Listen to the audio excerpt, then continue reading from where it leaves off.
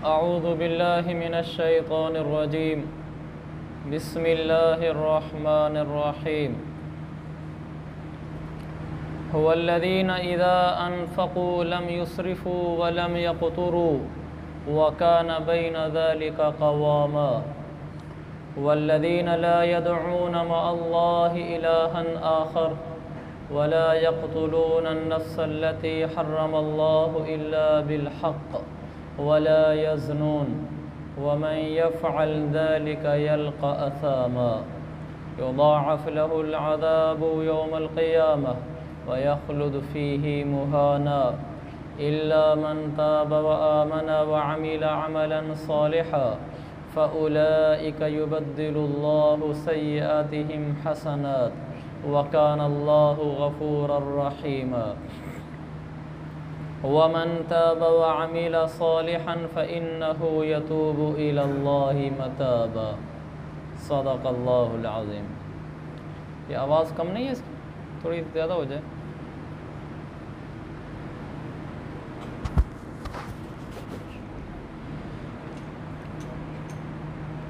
ये पुराना सबक हमने फिर दोहराया है। कई महीने पहले ये सूरह फुरकान की आयत मैंने शुरू की थी, फिर वो दरमियान में रह गई थी। उसके बाद कोई एक दो और मौजू दरमियान में आ गए थे तो उनको बयान कर दिया था। तो मेरे ख़्याल में आया कि जो हमारा रह गया था सूरह फुरकान का हिस्सा, आज जैसे कैसे हो उसको मुख्तसर तशरीहात के साथ मुकम्मल कर दिया जाए और फिर इंशाअल्लाह नए मज़ामीन चलते रहेंगे।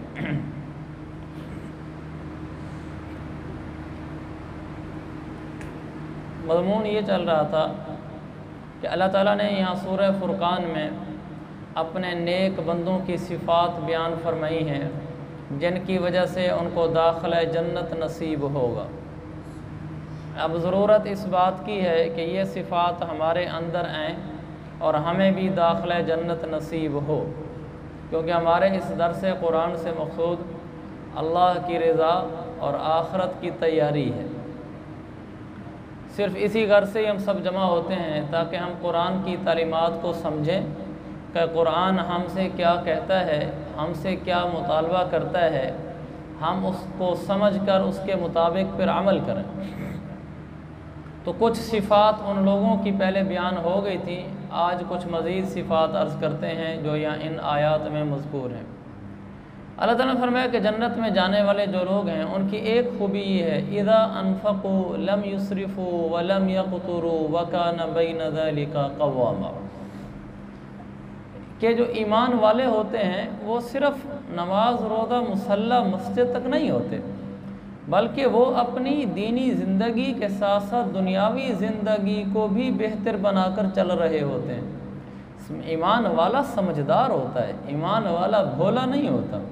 हदीस है मेरे पाक पैगम्बर सल्लल्लाहु अलैहि वसल्लम की, ला युल्दगुल मुअमिनु बिजुहरिन वाहिदिन मर्रतैन। ईमान वाला तो इतना समझदार होता है कि वो एक सुराख से 2 दफ़ा नहीं डसा जाता। अगर उसको कहीं से कोई धोखा लगा है, कहीं से उसको नुकसान पहुंचा है, वो दोबारा उस गलती को नहीं दोहराता, वो बड़ी समझदारी रखता है।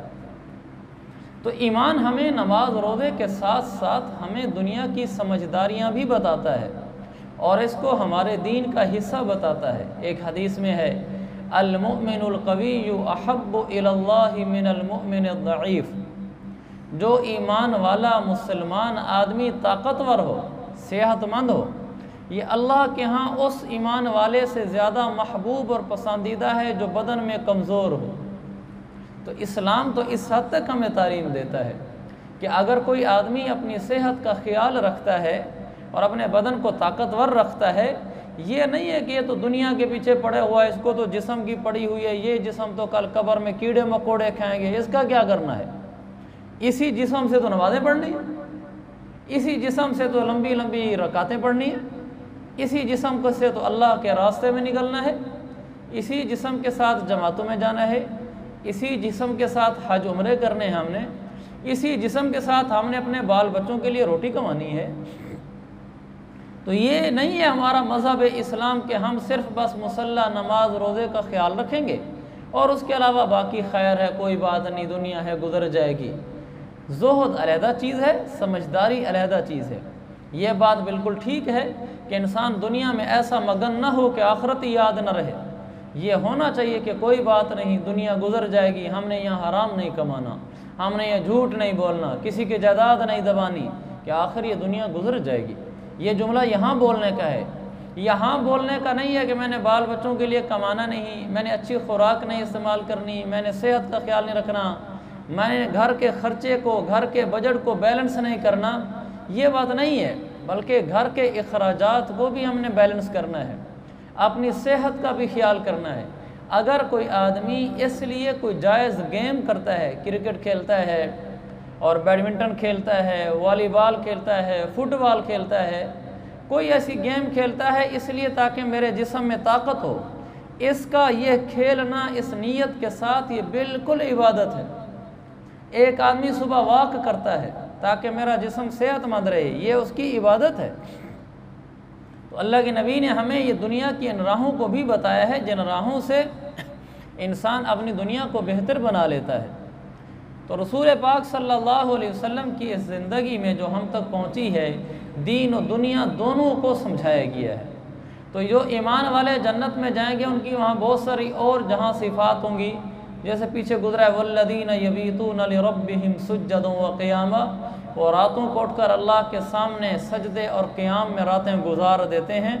वहाँ उनकी एक सिफत ये भी है जो दुनिया के निज़ाम से मुतल्लिक़ा है कि ईमान वाले समझदार होते हैं। इज़ा अनफ़क़ू, जब ये घर के अखराजात का निज़ाम चलाते हैं तो कैसा चलाते हैं, लम युसरिफ़ू, ये ख़र्चे करने में फ़ुज़ूल ख़र्ची नहीं करते, वलम यक़तुरू, और कंजूसी नहीं करते। क्या करते हैं, वकान बैन ज़ालिका क़वामा, बल्कि इसके दरमियान का कोई रास्ता इख्तियार करते हैं। ये ईमान वालों की एक सिफत बयान की गई है। तो हम में से हर आदमी घर के अंदर अखराजात के लिए चीज़ें लेता भी है, ख़रीदता भी है, घर खर्चा भी चलाता है, महीने का सर्कल भी चलाता है। लेकिन अब हमने क्या करना है इस आयत की वजह से, ना तो ये कि हमारे पास तनख्वाह आई और उड़ाना शुरू कर दिया, बस घर में फल आ रहे हैं, घर में खाने आ रहे हैं, बच्चों को दिए जा रहे हैं, पैसा पाए जा रहे हैं, चंद दिनों बाद तनख्वाह ख़त्म, ये दुकान थी तो वो उसमें से मज़ीद पैसे उठाना मुश्किल हो गया है। फजूल खर्च नहीं और कंजूसी भी नहीं कि घर वाले कह रहे हैं कि आज इस चीज़ के खाने को दिल कर रहा है और गुंजाइश भी है, बस कौन पैसा खर्च करे, जेब से रुपया निकलते हुए परेशानी होती है। बच्चे ने कह दिया कि ईद का मौका है, बाबा मुझे घड़ी ले दो, बाबा मुझे फ़लानी चीज़ ले दो, लेकर दे भी सकता है लेकिन मिजाज में कंजूसी है। तो घर वालों को कभी अच्छा नहीं खिलाया, कभी अच्छा नहीं पहनाया और उनके ऊपर कभी ज़रा खुल के खर्च नहीं किया, सारी ज़िंदगी कंजूसी के साथ ही चलता रहता है। तो ये भी जन्नत में जाने वाले लोगों में से नहीं है, ये भी भटके हुए लोगों में से। कंजूस इंसान भी अल्लाह को नापसंद है, जैसे फजूल खर्च नापसंद है ऐसे कंजूस भी नापसंद है। कुछ लोगों की आदत होती है कि बस एक ख़ास बजट बना रखा है घर का, घर में सब्ज़ी आएगी, दाल आएगी, इतना दूध आएगा, फ़लानी चीज़ आएगी, बस उतना ही खर्चा चलना है। बाकी जितने पैसे आ रहे हैं वो अकाउंट में जमा हो रहे हैं या बैंक में जमा हो रहे हैं, या फिर दुनिया की हिर्स लगी हुई है कि दुकान है तो इसको बड़ा कर लूँ, खेत है तो थोड़ा सा खेत और ख़रीद लूँ। वो सारी ज़िंदगी बनाता ही रहता है, बनाता ही रहता है, घर में वही खर्चा चलता रहता है जो शुरू से चल रहा है। पैसा आ रहा है लेकिन हिर्स से दुनिया ऐसी है कि बस वो पैसा फिर पैसे के पीछे लग रहा है, पैसा पैसे के पीछे लग रहा है, घर नहीं लग रहा। तो ये भी इंसान की नादानी है। अगर आपकी आमदनी बढ़ गई है उसमें से आपके घर के अखराजात भी बढ़ जाए, हाँ उन पैसों से मज़ीद ज़मीन भी ख़रीद लें, मज़ीद दुकान भी आगे बढ़ा लें, मज़ीद कारोबार में भी वसअत कर लें, कोई हर्ज की बात नहीं। ये नहीं है कि सारी ज़िंदगी रोते ही रहे, बस घर की रोटी सोटी पूरी, मजाल है कोई एकड़ बिकने लगे वो छूट जाए, वो हमने ख़रीदना है। दुकान साथ कोई बिकने लगे, मजाल है कोई और ख़रीदे, वो हमने ख़रीदनी है। घर के खर्चे वाला वैसे रहें। हमारे रिश्तेदार थे तो वो बुढ़ापे में हमने उनको देखा, बुढ़ापे तक उनकी ज़िंदगी गरीबों वाली, और गरीबों वाले उनके खर्चे। जब इंतकाल हुआ तो 2 मुरब्बे ज़मीन थी और घर ऐसे था जैसे 5 एकड़ ज़मीन की आमदनी वाला हो। तो मैंने पूछा उनके बच्चों वगैरह से, वैसे बातों बातों बात चली। मैंने कहा ये कभी हमने देखा नहीं इनको अच्छे कपड़े पहने हुए, घर में भी आना जाना वाला होता है, हमारे रिश्तेदार हैं, कोई अच्छा खाते पीते देखते हुए। कहा नहीं, बस हमारे वालिद की एक ही आदत थी कि करीब में जहाँ ज़मीन बिकने लगे वो हमने ख़रीदनी है। बस वो सारी ज़िंदगी ज़मीनें ख़रीदता रहा, ज़मीनें 2 मुरब्बे बना गया, घर में कपड़े फटे पुराने, रज़ाइयाँ फटी पुरानी, और घर की हालत बिल्कुल खस्ता, और खाने वही जो देहात के रूटीन के होते हैं। मजाल बच्चों के लिए कभी शहर से अस्करी मंगवा ली हो, मजाल बच्चों के लिए कभी शहर से कोई अच्छी चीज़ ही मंगवा ली हो, सवाल ही पैदा नहीं होता। नहीं, बस वो ज़मीनें ख़रीदते रहे, ज़मीनें ख़रीदते रहे, और उन्हीं पुराने कपड़ों के साथ मर गए। ये कोई ज़िंदगी है? ये ज़मीन के टुकड़ों का क्या करना है?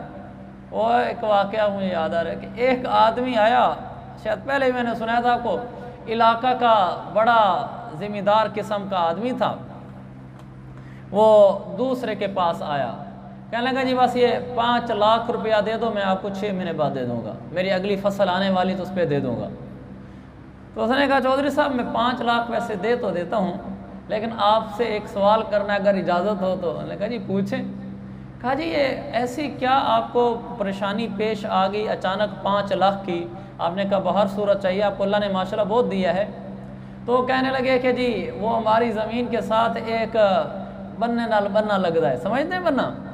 कहा जी ज़मीन बेच रही है, बन्ने नाल बन्ना लगता है, पगडंडी के साथ पगडंडी लगती है, हमारे साथ लगती है, तो मैं वो वाला ख़रीदना चाहता हूँ, वो बिक रहा है, मैं कहता हूँ कोई और ना ख़रीद ले। तो उसने कहा पैसे देने वाले ने बड़ी खूबसूरत बात की, ये सच्चा वाक़या है, कोई मिसाल नहीं है। तो उसने कहा चौधरी साहब ये सारी ज़िंदगी हमने आपको यही देखा है, बन्ने नाल बन्ना लगता है, ये बन्ने नाल बन्ना तो फलाने मोदे तक वेंदा पाए, यदि ये कोई ख़त्म होता है? ई बन्ने नाल अगला बन्ना लगता है, ओदे नाल अगला बन्ना लगता है, ओदे नाल अगला बन्ना लगता है, कहते बन्ने नाल बन्ना ही लगते, कदों तक खरीदे जा सो? कहा बस करो जी बहुत हो गई है, ये 5 लाख मेरे को ले सो, फिर की कर सो, औखे सौखे हो के मैनू 5 लाख दे सो, फिर नवा बन नाल बनना लगता है। बस फिर सारी ज़िंदगी ऐसे ही गुजरनी है। ऐसे भी कोई हिर्स वस नहीं होनी चाहिए। कभी बच्चों को कोई अच्छा भी खिला देना चाहिए, अच्छा भी पहना देना चाहिए, कभी उनको सैर सियाहत भी करा देनी चाहिए, कोई उनको खुशहाली वाली ज़िंदगी भी दिखला देनी चाहिए। सारी ज़िंदगी घर में हो, हिम्मत गुंजाइश होती है, बच्चे उसी पेडिस्टल फ़ैन में ज़िंदगी गुजारते हैं, वो जो नीचे वाला पंखा होता है। मजाल उनको कोई कूड़ा लगवा दें, उनको कोई एसी लगवा दें, कोई घर की खुशहाली दे दें, नहीं बस वो ज़मीन का पैसा ज़मीन में, ज़मीन का ज़मीन में, दुकान का दुकान में, दुकान का दुकान में। वो दुकान बड़ी से बड़ी होती जा रही है। माशाल्लाह चौधरी साहब के रेल पेल है, घर वही हाल है, जो पहले था वही है। घर वालों का दूध पहले 2 किलो आता था, अभी तक वो 2 ही है। 3 आता था वो 3 ही है, 4 आता था वो 4 किलो ही है। मजाल है कि घर में खुला हिसाब किताब हो गया कि नहीं ये नहीं है। तो इसलिए मेरे अजीज़ों ऐसा भी नहीं होना चाहिए कि पैसे के पीछे आदमी ऐसा पड़ जाए कि घर में अखराजात कंजूसी के साथ करे। ये भी ईमान वाले की शान नहीं है। और ये भी फजूल खर्ची है कि जितनी तनख्वाह है हर महीने की 25-26 तारीख को जेब खाली, और जी कोई 5000 ते दे दो अगले महीने दे देता, और जी कोई 2000 दे दो। ये कोई बात हुई? आपकी तनख्वाह 30,000 है तो आपकी ख़त्म हो जाती है, आप 5000 उधार लेते हैं। मसलन आपकी तनख्वाह 40,000 हो जाए, आपने फिर भी 5000 उधारा लेना है। आपकी तनख्वाह 50,000 हो जाए, आपने फिर भी 10,000 उधारा लेना है। कि आपने, क्योंकि ब्रेक तो है कोई नहीं, हिसाब किताब तो है कोई नहीं। हमेशा वो कहते हैं ना, चादर देख कर पाँव फैलो। जितनी हमारी गुंजाइश है हम उसके अंदर रहें। और इससे बढ़कर दुख की बात यह है, बाज़ लोग मकरूज हुए फिर रहे होते हैं। एक है मकरूज होना मजबूरी की वजह से, वो इंसान बेबस है। एक है मकरूज होना अपनी ख्वाहिशें चौंचले पूरे करने की वजह से, फजूल खर्चियों की वजह से, कि चलो ये भी लेने को दिल कर रहा है ले लो, ये भी खाने को दिल कर रहा है खा लो। घर के हालात पूरे सूरे हैं, होटलें घो रही है, वहाँ से वापस है 3-4 हज़ार का होटल से खाना खा के आ गए, और हाल क्या है महीने के आखिर में तनख्वाह एंड है, पैसे मांगते फिर रहे हैं। तो क्या ज़रूरत है भी होटलें करने की अगर नहीं है गुंजाइश तो बस ईद आ रही है, ज़रूर कोई ना कोई अच्छा जोड़ा, अच्छा मोबाइल, अच्छी कोई चीज़ लेनी है ताकि ईद पे पता तो चले ना। अगर नहीं है गुंजाइश ना ले। ईद पर घर में आ रहा है सामान, मिठाइयाँ आ रही हैं, गोश्त आ रहे हैं, बोतलों के पेट आ रहे हैं, और दस्तरखान वसी हुए पड़े हैं, बच्चों को बड़ी बड़ी जेब खर्ची दी जा रही है, और वो ईद क्या थी, वो तो मुसीबत बन गई उसके लिए कि इतनी गुंजाइश थे नहीं, खर्चा कर डाला, अब ईद के बाद रोता फिर रहा है। ये फजूल खर्ची भी शरीयत में नापसंदीदा है। कहीं शादी पे चले गए, वहाँ अपनी वो शेखी बिगाड़ने के लिए, बड़ा बनने के लिए पैसे उड़ाए जा रहे हैं। वो हमारे यहाँ रिवाज होता है वेल देने का, यहाँ भी पता नहीं होता होगा, वो नाम बनाने के लिए पैसे बखेर रहे होते हैं, पल्ले कुछ नहीं होता, उधारे उठा के पैसे लिए फिर रहे होते हैं और वहाँ नाम बन रहा होता है। हार लेने जाते हैं जी, वड्डा तो वड्डा हार होए, पीछे मोटा सा लिखा होगा मलिक फुलां साहब, राना फुलां साहब, चौधरी फुलां साहब, ताकि घर में जब हार उतारे दूल्हा तो सबसे बड़ा हार मेरा होना चाहिए। भला जेब में गुंजाइश नहीं है लेकिन ये मैंने करना है। ये सब फजूलियात हैं। बेटे की शादी करनी है, जो इतने कर्जे लिए कि तबाही हो गई, पीछे कमर आके लगी, उठने की हिम्मत ही नहीं रही, माली लिहाज से गिर गया, बाजी पोत्र दी शादी जो सही। वो हमारे कहते ढोल ढमके नाल वजदी गजदी शादी की है। वो ऐसी वजदी गजदी नहीं होनी चाहिए कि आपकी अपनी वज गज जाए, कि खुद हिम्मत ना हो उठने की, लोगों से मांगता फिर रहा हो। ये हमारा मज़हब है, ये हमारा दीन है। ये कोई मैं आपको दुनिया की बातें नहीं बता रहा, ये कुरान है। वल्लज़ीना इज़ा अनफ़क़ू लम युस्रिफ़ू वलम यक़्तुरू। ईमान वाले जब इखराजात करते हैं, खर्चा करते हैं, तो फजूल खर्चियाँ नहीं करते और कंजूसियाँ नहीं करते।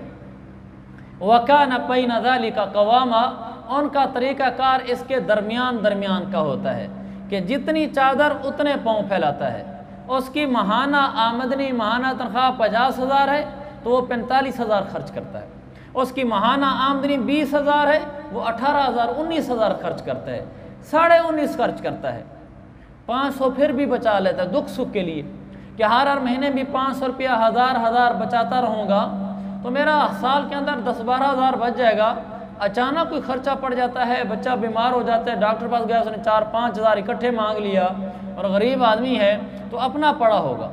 ये है इस्लाम की तालीमात। ये नहीं कि जितना आया सारा लगा दो और वो भी मकरूज़ हुए बैठे हैं और फजूल खर्चियों में कर्ज़े उधार लिए जा रहे हैं। ये बुरी बात है। ऐसी फजूल खर्ची भी नहीं होनी चाहिए, कुरान मना करता है। और ऐसी कंजूसी भी नहीं होनी चाहिए कि बच्चों को कभी कुछ अच्छा खिलाया पिलाया पहनाया ही नहीं है।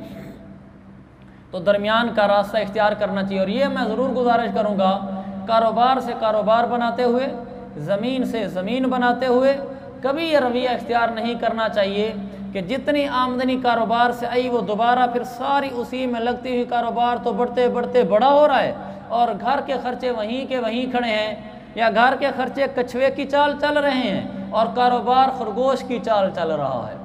अगर आपका कारोबार खरगोश की चाल चल रहा है तो घर के खर्चे आधे खरगोश की चाल तो चलें। चलो ठीक है, उसके बराबर नहीं चल सकते कि कारोबार को पहले फोकस करना है, लेकिन कोई फ़र्क तो आना चाहिए। ये तो नहीं है कि बस वो 1 एकड़ से दूसरा एकड़, दूसरे एकड़ से तीसरा एकड़, एक दुकान से 2 दुकान, 2 से 3 दुकानें, घर वाले वैसे ही रोते फिर रहे हैं। तो मेरे अजीज़ भाइयों, अल्लाह ताला में कंजूसियों से भी बचाए और फजूल खर्ची से भी बचाए। ये इस्लाम की तालीमात का एक बहुत बड़ा उन्वान है। गोया कि हमारी मईशत कैसे मुस्तहकम हो जाए, मुल्क की मईशत हो या घर और इदारे की मईशत हो, उसमें आमद और ख़र्च को आपस में बैलेंस करना ज़रूरी है कि मेरी आमदनी कितनी है और मेरा ख़र्च कितना है। ख़र्च हमेशा आमदनी से कम होना चाहिए, वरना अगर ये खर्च बढ़ना शुरू हो गया तो इसकी कोई ब्रेक नहीं है। आपकी माहाना आमदनी 5 लाख भी हो जाए, अगर आपको आदत पड़ गई है कि आपका ख़र्चा आमदनी से ज़्यादा होता है, आपको 5 लाख भी नाकाफ़ी होगा, आप उस पर भी कर्ज़े लेते फिर रहे होंगे। और अगर आपकी आदत बन गई खर्चे को रखना है आमदनी के अंदर अंदर, तो फिर अगर आपकी आमदनी 15,000 भी हुई तो आप उसी के अंदर भी पूरा कर लेंगे। और ऐसे लोग हैं, छोटी आमदनी है उसी में खुशहाल रहते हैं, और ऐसे भी बेहतरे हैं, बड़ी आमदनियाँ हैं परेशान रहते हैं। तो हमने अपने ख़र्चों को ख़ुद संभालना है। ये महीने के आखिर में ज़रूर देखा करें कि मेरी आमदनी 10,000 है तो मेरे घर में इस दफ़ा ख़र्चा कितना हुआ है। 11,000 हुआ है तो 1,000 इजाफी क्यों हुआ है। मेरी आमदनी 50,000 है, ख़र्चा 55,000 क्यों हुआ है। ऊपर वाला 5,000 मेरी कोई मजबूरी पड़ गई थी या वैसे चौंचले पूरे करने के लिए मैंने किया है। ये अपना बजट घर में ज़रूर रखना चाहिए कि मेरी आमदनी इस महीने की कितनी थी और मेरा ख़र्च कितना हुआ है।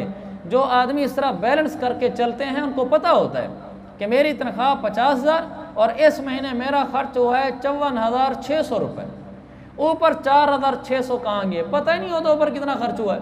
बस कर्जा लिया है चला रहे हैं, कर्जा लिया है चला रहे हैं। जब सर डूब जाता है अब उठने के नहीं होते, अब दाएं बाएं देखते हैं तो कोई रास्ता नज़र नहीं आता, तो फिर परेशान हो जाते हैं, टेंशनों का शिकार हो जाते हैं।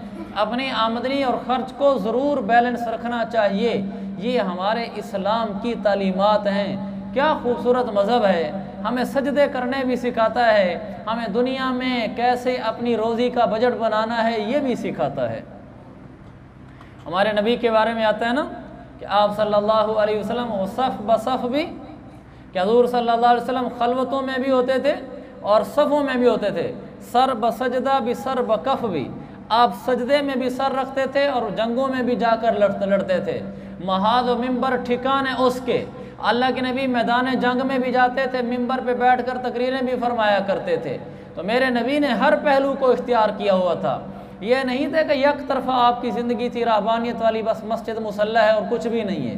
मस्जिद मुसल्ला भी हमने पकड़ना है और अपनी आमदनियों का भी ख्याल रखना है और अपने अखराजात का भी ख्याल रखना है। ये हमारा खूबसूरत दीन है। आगे वल्लज़ीना ला यदऊना मअल्लाहि इलाहन आखर, उनकी एक खूबी ये है कि वो लोग अल्लाह के साथ किसी को शरीक नहीं ठहराते, अल्लाह के साथ किसी और को नहीं पुकारते।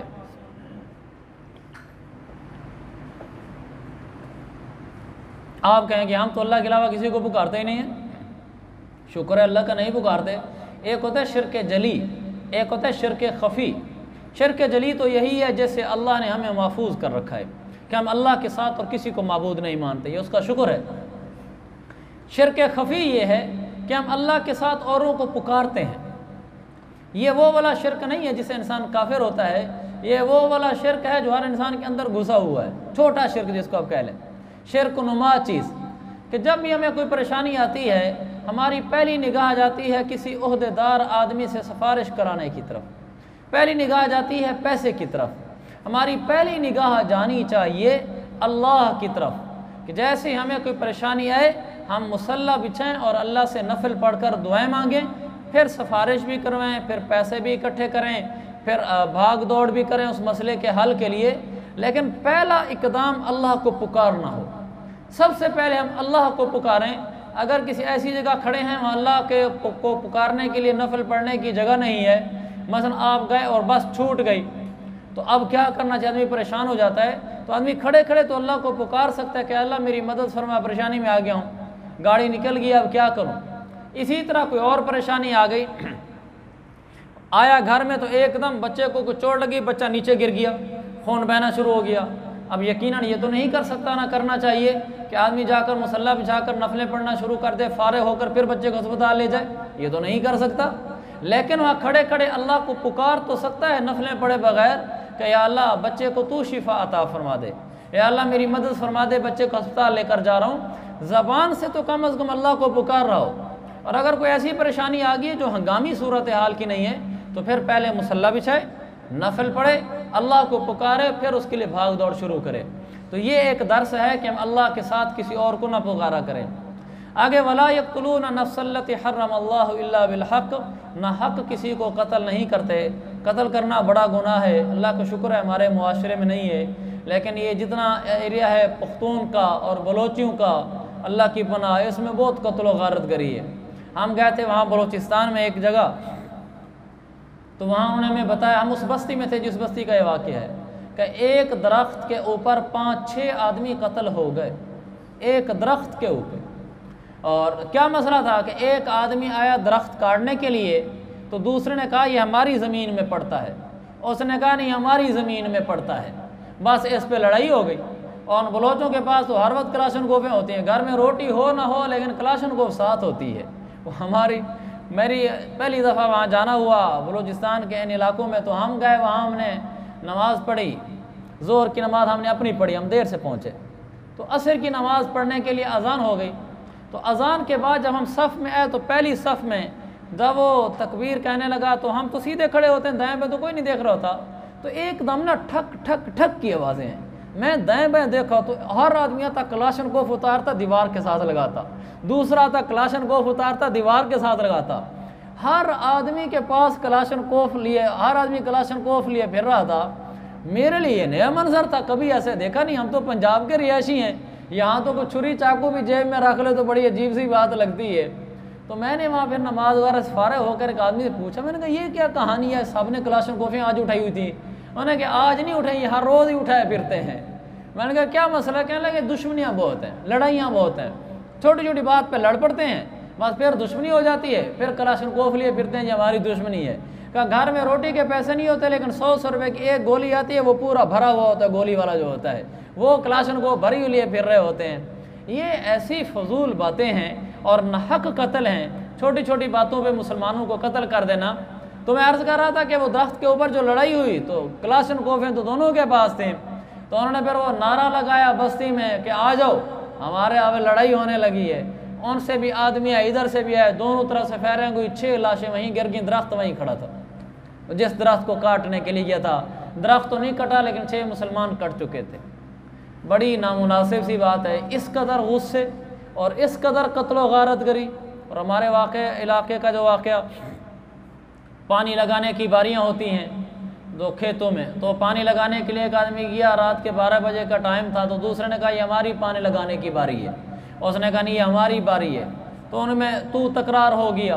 तो फिर एक दूसरे को ये कह कर चले गए। उसने कहा अगली दफ़ा मैं पानी लगाने के लिए आऊँगा और इसी 12 बजे लगाऊंगा, हिम्मत है तो रोक के दिखलाना। फिर तो वो पानी की बारी फिर कई दिनों बाद आती है। फिर इस दौरान जिसको उसने धमकी दी थी, इसने वालिद को जाकर बताया। उन्होंने बड़ी कुल्हाड़ी बनवाई अपने लिए, कुल्हाड़ी बनवा कर वो लेकर आए और एक झाड़ी के पीछे छुप कर बैठ गए। वो जो पिछली दफ़ा आया था जिसने कहा पानी लगाऊंगा, रोकना है तो रोक के दिखलाना, जब ठीक 12 बजे तो वो नमूदार हुआ, कहने लगा आ गया हूँ, हिम्मत है तो रोको।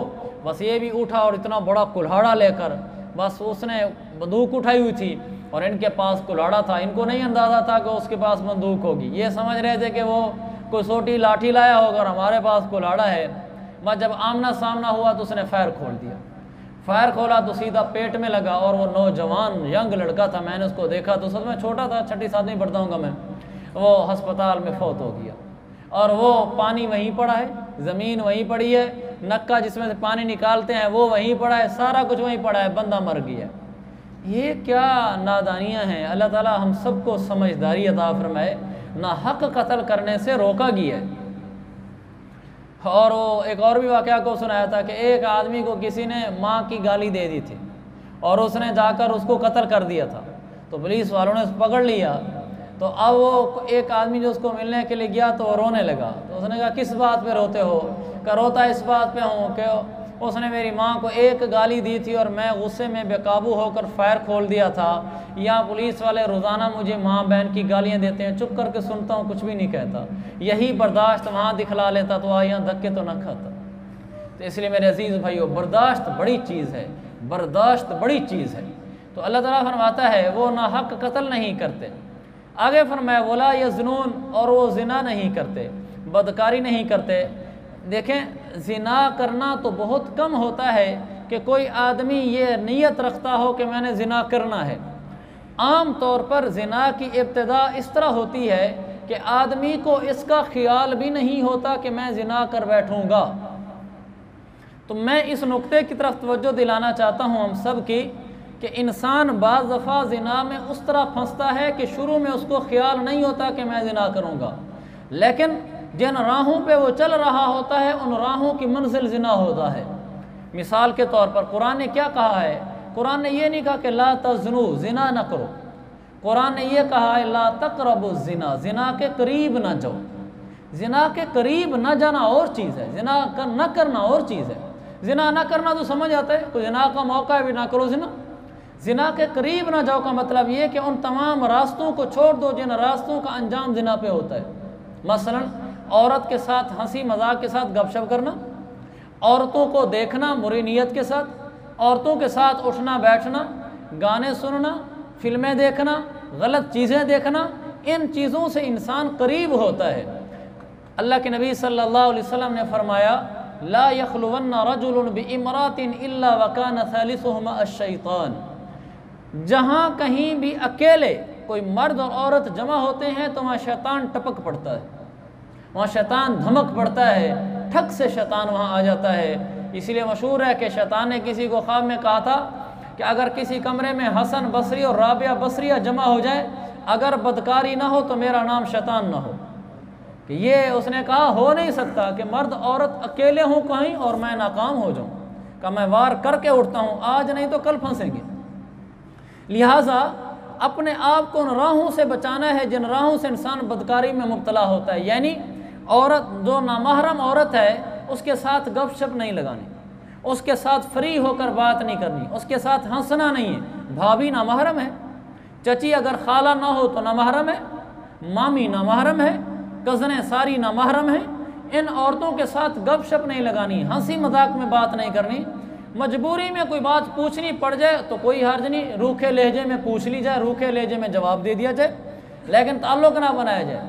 और किसी कमरे में किसी घर में अकेले ना रहा जाए अगर वहाँ कोई और नहीं है। मसलन घर में भाभी खड़ी है और घर वाले इत्तेफाकन नहीं हैं, आप घर में दाखिल होना आपके लिए जायज़ ही नहीं, क्योंकि वो घर अब अकेला हो चुका है और उस घर में भाभी के अलावा कोई नहीं है। भाई कहीं गए हुए हैं, अम्मी भी कहीं गई हुई है, आप उस घर नहीं जा सकते। किसी कमरे में भाभी अकेली बैठी हुई है, आप उस कमरे में जाकर दरवाज़ा नहीं बंद कर सकते। ये शैतान आकर अपने रास्ते वहाँ निकाल लेता है। इसलिए रोका गया है कि मर्द औरत कहीं भी करीब ना हो, मर्द औरत आपस में गपशप ना करें, आपस में बिलावजह बातचीत ना करें, आपस में एक दूसरे को देखें ना। इसलिए कुरान कहता है कुल लिल मुमिनीना यगुद्दू मिन अबसारिहिम, ईमान वालों से कहो कि वो अपनी निगाहें नीचे रखा करें। नीचे निगाहें करने से दरवाजे बंद किए गए बदकारी के। इंसान क्या करता है, पहले बात करता है और सबसे पहले देखता है, देखने के बाद फिर बात करता है, या पहले बात करता है फिर देखता है, फिर साथ बैठता है, फिर बात ज़्यादा करता है और फिर जाकर गुनाह में मुब्तला होता है। ये तरीका वारदात है शैतान का, जिसको कुरान ने हमें बताया है ला तक़रबू ज़िना के ज़रिए से। अगर कोई बड़े से बड़ा आलिम भी, बड़े से बड़ा पीर बुज़ुर्ग भी अगर इस तरीका वारदात को नहीं समझेगा, वो कहेगा मुझे क्या होता है, मैं कौन सा बुरी नीयत रखता हूँ, बात ही तो कर रहा हूँ, हाल हवाल ही तो पूछ रहा हूँ, बैठ कर उसकी हमदर्दी ही तो कर रहा हूँ। ये धोखे में है, शैतान एक दिन उसको फंसवा देगा। मशहूर तरीन वाक़या है कि एक बुज़ुर्ग रहते थे किसी बस्ती में, वहाँ दो भाई थे और उनकी एक बहन थी। वो दो भाई तिजारत के सफ़र पर, पहले ज़माने में जो तिजारतें होती थी वो हमारी तरह नहीं होती थी कि लाहौर जाओ और शाम को वापस भी आ जाओ। उस ज़माने में किसी ने लाहौर जाना था तो महीने का वक्त निकाल के जाता था, किसी ने कराची जाना था तो 6 महीने का वक्त निकाल के जाता था, काफ़िले चलते थे। तो उन्होंने कहा घर में नौजवान बहन है, हम इसको किधर करके जाएँ, किसी के घर ठहरा नहीं सकते, कज़नों के पास नहीं ठहरा सकते, रिश्तेदारों के पास, तो बड़े परेशान रहे। अगर घर में इसको बिठाते हैं, हम भी घर बैठते हैं तो खाएंगे कहाँ से। तो सोच उन्होंने देखा कि यहाँ एक आलिम रहता है, वो नेक राहिब इबादत गुजार, राहिब कहते हैं इबादत गुजार, एक राहिब इबादत गुजार रहता है, तो ऐसा ना हो कि हम उसके घर में छोड़ जाएं। नेक वली आदमी है, सारा दिन अपनी इबादत खाने में रहता है, यहाँ घर में आता ही कोई नहीं है, फिर वो नेक आदमी है तो उससे क्या ख़तरा है। तो वो उस आबिद के पास आ गए, उस इबादत गुजार से कहा जी एक रिक्वेस्ट लेकर आए हैं, हमारी जवान बहन है और हमने जाना है सफ़र पर, तो हमारी बहन अपने घर में रख लो, हम 6 महीने बाद आ जाएंगे, इसका ख़र्चा हम आपको देंगे। तो उसने कहा ला हौला वला कुव्वत इल्ला बिल्लाह। वो दिल से कह रहा था कि मेरा औरत से क्या ताल्लुक़ है, पराई औरत है, मेरे घर में रहेगी, मैं नहीं रख सकता, अल्लाह ताला मुझे मुआफ़ फरमाए। वो वाकई डर रहा था अल्लाह से। तो वो मिन्नत करने लगे, हाथ पाँव पड़ने लगे, रोने लगे कि हज़रत आप जैसे लोग नहीं रखेंगे जहाँ रखनी चाहिए मैं बहन, तो और हम किन के हवाले करके जाएँ, दरिंदों के हवाले कर जाएँ। रोने धोने लगे तो उसको तरस आ गया। उसने कहा अच्छा फिर ऐसे है, मेरे घर में उसको पहुँचा दो, जब तक तुम नहीं होगे मैं घर नहीं जाऊँगा, मैं यहीं रहूँगा, घर में होगी खाना शाना मैं उसको पहुँचवा दिया करूँगा, तो जिस घर में मैं रहता हूँ आप उसी घर में उसको छोड़ दो। उसका एक घर था और एक इबादत खाना था। तो उसने कहा मैं इतना अर्सा इबादत खाना रहूँगा, घर में नहीं रहूँगा, घर में बाल बच्चे हैं नहीं, वो अकेली रहेगी, मेरा आना जाना नहीं होगा। उन्होंने कहा जी बिल्कुल ठीक। वो उसको छोड़ के आ गया और रोज़ाना जाता था, खाना वहाँ अंदर रख के आ जाता था। इसका खाने का इंतज़ाम कहीं से किया हुआ था, जब इसके पास खाना आता था तो इसने 2 आदमी को खाना करा दिया था, एक का खाना अंदर पहुँचा के दरवाज़ा बजा के वापस आ जाता था। तो जब तक तो ऐसे रहा तो ठीक रहा। एक दिन शैतान आकर इसको कहने लगा, अब तरीका वारदात देखें शैतान का, वो मैं आपको बता रहा हूँ जो कुरान ने हमें बताया।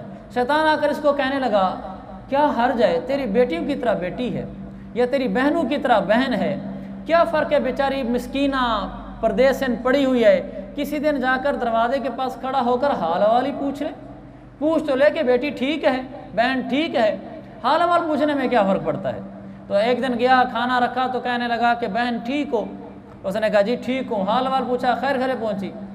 दूसरे तीसरे दिन तो शैतान ने कहा इतनी क्या रूखापन है कि वो बेचारी मिस्कीना है, उसके भाई 6 महीने के लिए परदेश गए हुए हैं, वो घुटती रहती होगी, थोड़ा सा मुस्कुरा के बोलने से किसी मुसलमान का दिल बहल जाएगा, तुम्हें सवाब मिलेगा। तो उसने अगली दफ़ा जाकर उससे हंस मुस्कुरा कर बात की कि बहन बिल्कुल ठीक हो, खैरियत है, कोई परेशानी नहीं। फिर कुछ अरसे बाद शैतान ने कहा इतना क्या फ़र्क की बात है, तेरी कोई नीयत ख़राब है, दिल साफ़ होना चाहिए, बस अंदर जाकर उसके साथ बैठ के बात कर ले, तूने तो उसको जेल में डाल के रखा हुआ है। तो वो फिर उसने दरवाज़ा खोला और अंदर जाकर बैठ गया, कहने लगा दिल तो मेरा साफ़ है, और साफ़ ही था, दिल तो मेरा साफ़ है, मेरी कौन सी बुरी नीयत है। तो उसके पास बैठ कर बातें करना शुरू कर दी, हाल हवाल पूछना शुरू कर दिया, ऐसा ऐसा फिर खाना खाना शुरू कर दिया। फिर जब आगे बढ़ता गया शैतान ने बदकारी भी उभार दिया, खलवत आ गई, चूँकि घर में गया अकेला था और वो गुनाह हो गया। अब जब गुनाह हो गया, अब समझ ना आया कि क्या करूं, इसलिए कि इसको अगर उम्मीद ठहर गई तो मैं क्या करूंगा, तो कैसे अपना मुंह छुपाऊंगा। उसने कहा इसका एक ही हल हो सकता है, इसको कत्ल कर दो। इसको कत्ल करके फिर उसने कहा कत्ल करूंगा तो फिर इसका जनाजा कैसे पढ़ाऊंगा, फिर इसको दफन कहाँ करूंगा, लोग कहेंगे कि कैसे हुआ, किस तरह हुआ, किस किस को जवाब दूंगा, पकड़ा ना जाऊं। अब वो गुनाह से गुनाह निकलता है, गुनाह से गुनाह निकलता है। अब जब बदकारी हो गई तो फिर उसको घर के अंदर जाकर उसको वहीं अंदर कत्ल कर दिया। अब कत्ल करने के बाद बाहर तो लेके नहीं जा सकता था, वहीं घर के अंदर बड़ा गड्ढा खोद के अंदर दफन कर दिया और चुप कर गया। अब परेशान हो, कुछ दिनों बाद आ गए वो भाई उसके, जब मुद्दत पूरी हो गई तो उन्होंने आकर पूछा, सलाम दुआ खैर खैरियत, कहा जी हमारी बहन। तो मुंह बनाने लगा, कहने लगा कि वो बेचारी बीमार हो गई, मैंने उसका इलाज मुआवजा भी कराया लेकिन वो ठीक नहीं हुई, आखिर मैंने फिर उसको दफन कर दिया कब्रिस्तान में। ओ नेक आदमी था, उन्होंने कहा ठीक, ख़त्म हो गई बात। वो आ गए, आओ सोए दोनों भाई, अल्लाह का निज़ाम चला, दोनों को एक ही ख्वाब आया कि तुम्हारी बहन उसके घर के सहन में दफन की हुई है, कब्रिस्तान में कोई दफन नहीं हुआ। दोनों उठे सुबह तो एक भाई दूसरे भाई को कहता है कि आज कोई अजीब सी बात है। उन्होंने कहा क्या बात है, उसने ख्वाब बताया, दूसरे ने कहा वल्लाह ये ख्वाब मुझे भी आया। उन्होंने कहा हो ना हो कोई बात ज़रूर है, चलो चलते हैं घर उनके। वो कोई 1-2 आदमी साथ लिए उनके घर गए और जाकर उन्होंने वो सहन खोदना शुरू कर दिया, वो लाश निकल आई, पुरानी लाश। उन्होंने उसको पकड़ लिया कि माजरा बता। जब उसको कहा कि माजरा बता तो उसने कहा बताना पड़ा, कहने लगा ये ऐसे ऐसे मुझसे गलती हो गई थी और मैंने इसलिए कत्ल कर दिया। और उन्होंने कहा हम काजी वक्त के पास तेरा मुकदमा ले जाते हैं। मुकदमा ले जाया गया और वहाँ अभी तक इस अल्लाह के बंदे ने तौबा नहीं की।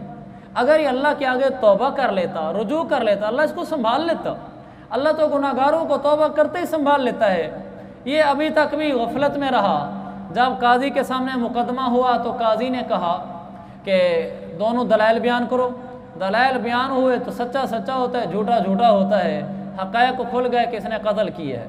तो काजी ने कहा फ़लाँ तरीक़ को सूली दे देना। इसे सूली देने का वक्त आ गया, उसको फटे पे चढ़ा दिया गया। जब सूली के फटे पे चढ़ा हुआ था फिर शैतान आ गया। बदबख्त मरते दम तक साथ रहता है। और ज़िना ऐसी चीज़ है कि गुनाह से गुनाह निकलवाता है, गुनाह से गुनाह निकलवाता है। हदीस में आता है, अल्लाह के नबी ने फरमाया जब आदमी ज़िना कर रहा होता है उस वक्त उसका ईमान उससे निकल कर बाहर खड़ा हो जाता है, वो बेईमान की हालत में होता है। किसी ने सहाबी से पूछा जिसने हदीस बयान की, क्या मतलब है इसका कि ज़िना के वक्त उसका ईमान बाहर निकल जाता है। उस सहाबी ने इशारा करके दिखलाया, कहा ये ईमान इंसान के दिल के अंदर यूँ पैवस्त है। जब आदमी बदकारी में मुब्तला होता है, ऐन उस मुब्तला होने के वक्त उसका ईमान यूँ निकल कर बाहर आ जाता है। उस इंसान के अंदर गोया कि ईमान नहीं खड़ा होता। तो ये ऐसा खबीस गुनाह है। तो शैतान इस गुनाह से कई और गुनाह निकलवाता है।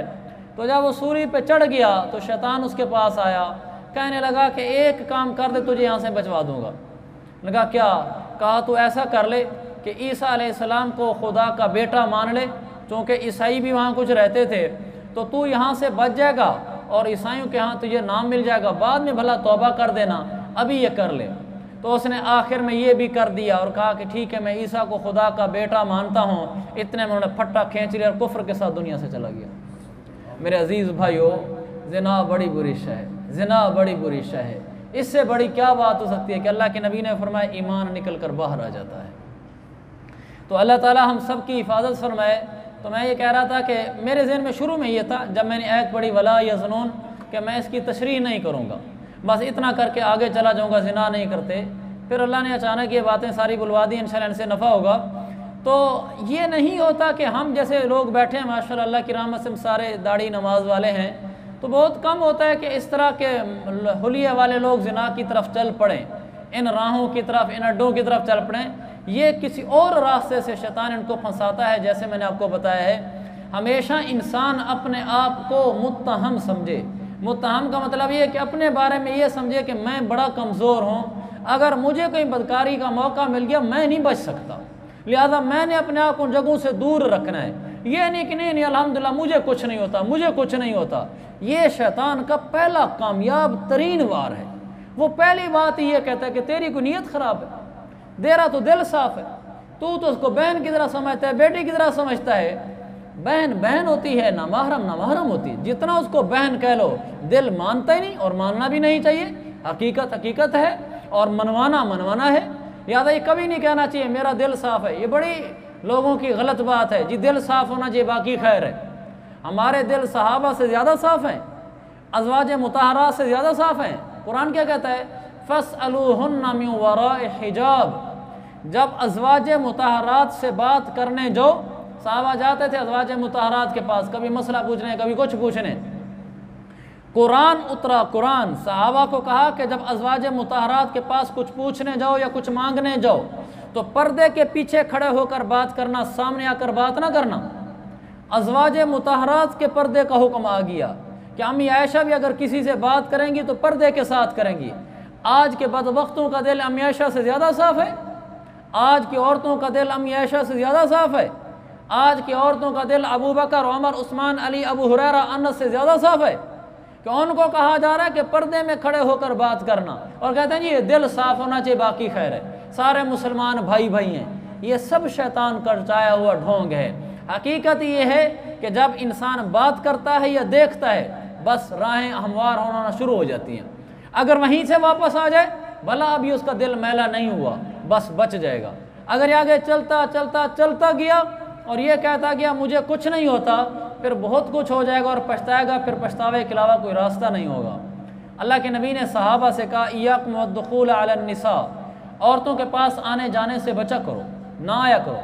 तो एक सहाबी ने कहा अरअयतल हम्वा या रसूल अल्लाह, देवर के बारे में आपका क्या हुक्म है कि देवर भी ना जाए भाभी के पास, क्योंकि एक घर में रहते हैं आमतौर पर। तो इस मौके पर बज़ाहिर तो ये समझ में आता है कि अल्लाह के नबी यूँ फरमाते चलो देवर की तो कोई बात नहीं, क्योंकि वो एक ही घर में रहता है, बाहर के मर्दों से पर्दा करना चाहिए। अल्लाह के नबी ने अंदाज भी बदला और जवाब भी सख्त दिया। आपने फरमाया अलहम्वु अलमौत, देवर तो निरी मौत है, देवर तो निरी मुसीबत और हलाकत है। एक ही घर में रहता है, उसी घर में भाभी, उसी घर में देवर। इनका तो गुनाह में मुब्तला होने के चांसेस ज़्यादा हैं कि कई दफ़ा घर में खलवत तन्हाई मुयस्सर आ जाती है, घर में कोई बंदा नहीं होता। ऐसे ही हमारे यहाँ भी जब लड़का 10 साल का हो जाए, लड़की 10 साल की हो जाए, इनके बिस्तर अलग कर देने चाहिए। बहन भाई का बिस्तर भी इकट्ठे नहीं होना चाहिए। एक चारपाई पे 10 साल की उम्र के 2 बच्चे नहीं सोने चाहिए। हदीस है, आप सल्लल्लाहु अलैहि वसल्लम ने फरमाया जब 7 साल के हो जाएं मुरू औलादकुम बिस्सलाह, उन्हें नमाज का हुक्म देना, और जब 10 साल के हो जाएं फर्रिकू बैनहुम फिल मवाजे, फिर उनके बिस्तरे जुदा कर देना। 10 साल का बच्चा दूसरे 10 साल के बच्चे के साथ ना सोए। जहाँ बच्चे अलग सोए हों उस कमरे की कुंडी न लगाने दें। शादियों पर कोई ख्याल नहीं करता। खा शादी खुशी गमी में जब तकरीबात होती हैं, घर में सारे लोग जमा हो जाते हैं, मामू के चाचू के सारे, क्या जी लड़के सारे इधर सो जाएं, बच्चियाँ इधर सो जाएं, फलाने इधर सो जाएं, कोई पता नहीं जी, सो जो सुबह उठेंगे। अपने बच्चों पर नज़र रखो कि मेरा बच्चा कहाँ सोया हुआ है। यह नहीं कि 10 साल का बच्चा है इसका क्या होता है। और अब तो मुसीबत है, सोशल मीडिया है, इसने जो आके तबाही फैलाई है। 10 साल के बच्चों को वो शऊर है जो हमें हकीकत में 18 साल की उम्र में जाकर आया। और आज 10 साल का बच्चा वो शऊर रखता है और उन चीज़ों को जानता है जो पहले 18-20 साल के लड़के भी नहीं जानते थे। हमारा पाकी का ज़माना था, हमने न इस तरह की चीज़ें देखी थी ना सुनी थी। आज तो 5 साल का बच्चा है, मोबाइल खोलता है कार्टून देखने के लिए, गेम देखने के लिए, उसके आगे ऐड आई खड़ी होती है, औरत होती है, आधा लिबास पहना होता है। अभी उस बच्चे को शऊर भी नहीं आया कि मर्द औरत का फ़र्क क्या होता है। अभी से उसने मर्द और औरत को आपस में मिले हुए, गले लगा के मिले हुए देख लिया है और ऐसा ऐसा उसको देखता जा रहा है, देखता जा रहा है। ये बच्चा जब 10 साल का हो जाएगा, नुकसान नहीं होगा तो और क्या होगा। हमारे यहाँ महमूद कोर्ट में वो वाक़या पेश आया जिसको बयान करते हुए भी ज़ुबान लड़खड़ाती है। लड़का घर में रात को आया देर से और वो वहाँ सोया हुआ था। उसी कमरे में उसकी भतीजी सोई हुई थी जिसकी उम्र 9 साल थी। रात को वो मोबाइल पे कोई गलत चीज़ें देखता रहा। गलत चीज़ें देखने से तबीयत में हिजान जोश पैदा हो गया और बदबख्त उठा और उसने ज़्यादती कर डाली। 9 साल की बच्ची में कहाँ तहम्मुल था, बच्ची बेहोश हो गई और उसकी आवाज़ें निकली तो एकदम घर वाले उठ के आए, लड़का भाग गया। उन्होंने देखा तो उनको समझ आ गई कि क्या बात हो गई है। उन्होंने फ़ौरन उठाया, वहाँ से निश्तर अस्पताल कोई है 50-60 किलोमीटर, उन्होंने फ़ौरन को इंतज़ाम किया, सवारी का लेके जा रहे थे, अभी निश्तर नहीं पहुँची थी, फौत हो गई बच्ची। ये हमारे इलाके का वाक़या। तो मेरे अजीज़ भाइयों, ज़माना यहाँ तक पहुँच चुका है आज मौजूदा, और हम इसमें क्या कर रहे हैं, लापरवाही कर रहे हैं। वो कोई नहीं होता, बच्चे हैं जी, बच्चे हैं, खेल रहे हैं, बैठे हुए हैं, लेटे हुए हैं, उधर सोए हुए हैं। हमें शरीयत इन चीज़ों की तालीमात देती है। अगर हम ये चीज़ें यहाँ बैठ कर नहीं बताएंगे, चलो मैं भी छुपा जाऊँ, चुप करके चले जाएँ, फिर वही होगा। अल्लाह के नबी ने तो हमें बताया है कि जब 10 साल का हो जाए बिस्तर अलग करो। आपने तो नहीं छुपाया इन बातों को, आपने इनकी वजाहतें फरमाई हैं ताकि जो हमारे सुलगते हुए मसाइल हैं हम उनको अगर कुरान और हदीस की रोशनी में नहीं भांपेंगे तो फिर नुकसानात होंगे। तो ये हमारे इस्लाम की तालीमात हैं कि ला तक़रबू ज़िना, ज़िना के करीब तक भी ना जाओ। ये अल्लाह ताला ने हमें हुक्म अता फरमाया है। इसलिए अपना भी ख्याल रखना, नामहरम औरतें जैसे भाभी है, मामी है, चाची है और औरतें हैं, उनसे बक़द्रे ज़रूरत खुश्क लहजे में बात करना, इससे ज़्यादा आगे ना बढ़ना। दुकानदार हैं, गाहक आती हैं औरतें, संजीदा लहजे में बात करें, बस इसे कहते हैं ना टू दी पॉइंट, अपने मकसद ब हदफ तक, उसके अलावा ज़्यादा उससे बिल्कुल बात नहीं होनी चाहिए। शैतान यहीं से रास्ते खोलता है, तो इससे फिर आगे बात बढ़ती चली जाती है। इन बातों का बहुत ज़्यादा ख्याल रखना चाहिए। अल्लाह ताला हम सबको बुराई से बचाए। और आगे फरमाया, इसको आज ख़त्म ही कर देते हैं, अभी 10-12 मिनट हैं।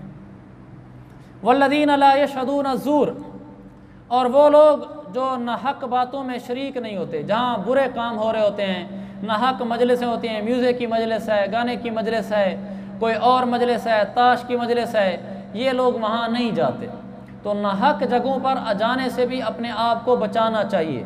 व इज़ा मर्रू बिल्लग़वी मर्रू किरामा, जब ये उनके पास से गुज़रते हैं तो बड़े बावकार तरीके से गुज़र जाते हैं। यानी जो मजलिसें न हक लगी होती हैं वहाँ ये जाते भी नहीं हैं, लेकिन अगर वहाँ से गुज़र हो जाए कि लोग बैठकर ताश खेल रहे हैं और लोग बैठकर कोई गाने सुन रहे हैं, लोग बैठकर कोई गलत आपस में जुमले कस रहे हैं, कोई और गलत मजलिस है, वहाँ से इनका गुज़रना हो भी जाए तो चुप करके वहाँ से चले जाते हैं, उसमें शिरकत भी नहीं करते और उस काम में मुब्तला लोगों को हकीर भी नहीं जानते। यानी ये भी बुरी बात है कि आदमी वहाँ से गुज़र जो कहे ये तो ऐसे गए गुज़रे मुजरिम लोग हैं, हम नेक पाक लोग हैं। नहीं, कुरान ने इससे हमें रोका है। मर्रू बिलग़वी किरामा, लफ्ज़ किरामा का मतलब ये है कि जब ये गुनाहगारों के पास से गुज़रते हैं गुनाह की मजलिस से, ख़ुद उस मजलिस में शरीक नहीं होते, लेकिन मजलिस वाले लोगों को हकीर नहीं समझते, उनके काम को हकीर समझते हैं, उन काम वालों को हकीर नहीं समझते। जो बैठा हुआ है वहाँ वो हमारा मुसलमान भाई है, हम उसकी इज़्ज़त और एहतराम समझते हैं, अलबत्ता उनके काम को बुरा समझते हैं। तो अपने आप को अच्छी सोसाइटी में रखना चाहिए, अच्छे लोगों में रखना चाहिए, अच्छे माहौल में रखना चाहिए। जब दोस्त बुरे होते हैं इंसान बुरा हो जाता है। आप अगर हर रोज़ बैठेंगे ताश वालों के साथ, एक दिन आप भी फड़ा उठा के बैठे होंगे, पत्ता आपके भी हाथ में होगा, और अगर आप वहाँ उनके साथ उठेंगे बैठेंगे ज़्यादा नहीं तो आप बच जाएंगे। तो इसलिए अपने आप को इन मजालिस से, इन माहौलों से बचाना चाहिए, इसलिए कि इंसान माहौल से असर लेता है। नेक लोगों के साथ ताल्लुक़ दोस्ती रखनी चाहिए। अगली आयत है वल्लज़ीना इज़ा ज़ुक्किरू बिआयाति रब्बिहिम, जब अल्लाह ताला की आयत उनके सामने पढ़ी जाती हैं तो इस आयत का मफ़हूम यह है कि उसको तवज्जो से सुनते हैं। कुरान का दर्स हो रहा हो, हदीस का दर्स हो रहा हो, कोई आलिम दीन शरीयत की बातें बता रहा हो तो उसको तवज्जो से ध्यान से सुनना चाहिए। यहाँ तंज़ किया गया है मुनाफिकीन के ऊपर कि मुनाफिकीन जब सुनते हैं तो वो तवज्जो नहीं देते, वो अंधे बहरे बन के बैठ जाते हैं कि बस जैसे सुना ना सुना बराबर ही हो। लेकिन तुम मुसलमानों ऐसा ना करो। जन्नत में जाने वालों की खूबी ये कि जब कुरान सुनते हैं तो तवज्जो से सुनते हैं। और आखिरी बात ये है इन नेक लोगों की, वो ये अल्लाह से दुआ भी मांगते हैं, रब्बना हब लना मिन अज़वाजिना व ज़ुर्रिय्यातिना क़ुर्रता अयुन वजअलना लिलमुत्तक़ीना इमामा। ऐ अल्लाह हमें हमारी बीवी और हमारी औलाद की तरफ से आँखों की ठंडक नसीब फरमा और हमें नेक लोगों का इमाम बना। इससे ये भी मालूम हुआ कि इंसान अपनी औलाद और अपनी बीवी इनकी तरफ से अल्लाह से आँखों की ठंडक मांगे कि अल्लाह मुझे ऐसी बीवी अता फरमा जिससे मेरी आँखों को ठंडक मिले, मेरे लिए मुसीबत ना बन जाए। ऐसी औलाद अता फरमा जिससे आँखों की ठंडक बने जो मेरे लिए मुसीबत ना बन जाए। और इसके तरीके भी बताए गए कि बीवी का इंतखाब करने लगो तो फ़ज़फ़र बिज़ाति दीन तरिबत यदाक। आका मदनी अलैहिस्सलाम ने फरमाया जब बीवी का इंतखाब करने लगो तो नेक सालेह औरत, नेक सालेह लड़की को इख्तियार करना निकाह के लिए। दूसरे नंबर पे है उसका हुस्न, कद काट, शक्ल, सूरत दूसरे नंबर पर है। पहले नंबर पर यह कि उसकी दीनदारी देखो कि लड़की दीनदार है कि नहीं है, औरत दीनदार है कि नहीं है। इस बुनियाद पर रिश्ता करेंगे अल्लाह आपकी दुनिया भी अच्छी बनाएगा। अल्लाह आपको दुनिया में भी आँखों की ठंडक देगा और आखिरत में भी आँखों की ठंडक देगा। इसी तरह औलाद की शुरू से अच्छी तरबियत करो ताकि आँखों की ठंडक हो। और यहाँ ये वजीफ़ा भी मिल गया, कुरान वाला वजीफ़ा, कि जिन लोगों को परेशानी है अपनी बीवियों की तरफ से या अपनी औलाद की तरफ से, वो हर फ़र्ज़ नमाज के बाद इस आयत वाली दुआ को 3 दफ़ा पढ़ा करें।